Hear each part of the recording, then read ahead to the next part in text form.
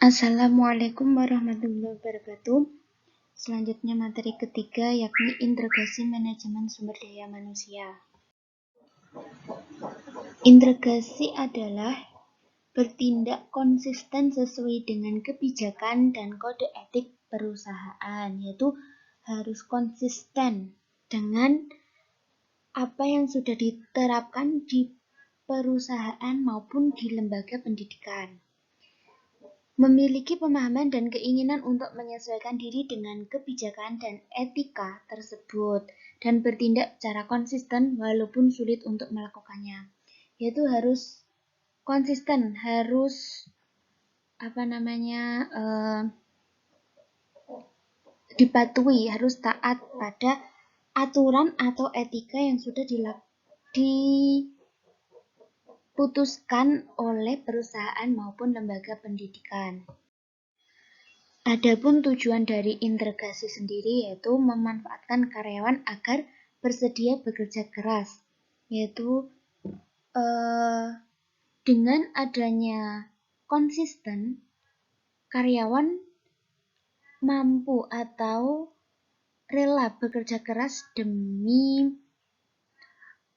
tugasnya masing-masing, serta berpartisipasi aktif dalam menunjang tercapainya tujuan perusahaan serta terpenuhnya kebutuhan karyawan, yaitu secara konsisten mereka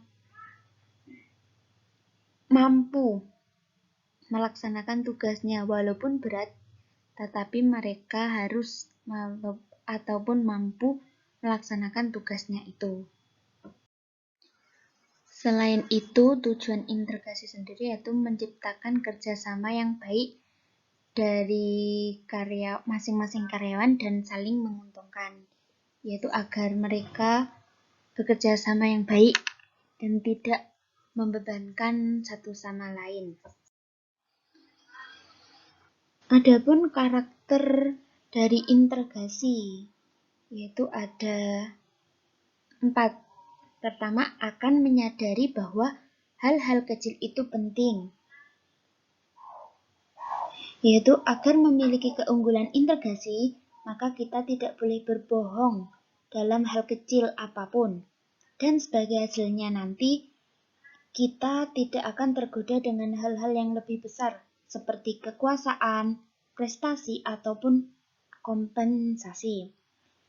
Hal ini juga penting sebagai seorang yang berintegrasi. Kita akan setia pada nilai moral internal kita.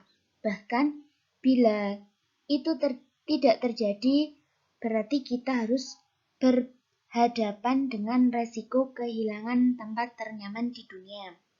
Yang kedua yaitu akan menemukan yang benar atau saat yang lain belum menemukannya. Untuk mendapatkan keunggulan integrasi, kita tidak boleh mengambil keputusan sendiri. Kita juga harus mengajukan pertanyaan, menerima saran, berefleksi, dan melihat jauh ke depan. Pastikan bahwa kita mengambil keputusan yang tidak bertentangan dengan kode integrasi pribadi. Yang ketiga yaitu bertanggung jawab. Yang dimaksud bertanggung jawab adalah untuk memiliki keunggulan integrasi kita harus sadar bahwa pencarian integrasi merupakan bagian yang integral dari kepemimpinan. Kita harus bersikap terbuka dan jujur, menceritakan yang baik maupun yang buruk secara lengkap. Kita berbagi semua informasi yang penting kepada karyawan dan tidak hanya informasi yang hanya menguntungkan diri kita sendiri. Kita juga harus mengaku jika berbuat kesalahan dan meminta maaf serta memperbaikinya. Dengan bertanggung jawab ini kita mempunyai kepribadian yang baik bahwa dikenal oleh karyawan-karyawan lain, kita itu mampu menunjukkan sikap yang baik. Yang keempat, yakni kita perlu mendapatkan kebaikan yang lebih besar. Untuk memiliki keunggulan integrasi, kita harus berkomitmen secara keras untuk memberikan keuntungan terhadap organisasi tempat kita bekerja. Kita harus memperdulikan perusahaan, produk serta layanan kita, dan khususnya teman satu tim kita. Karena melalui kerja sama kita akan memperoleh perasaan tentang adanya tujuan yang lebih dalam, yaitu kita harus bekerja sama dengan satu tim itu harus peduli, harus memberikan support satu sama lain.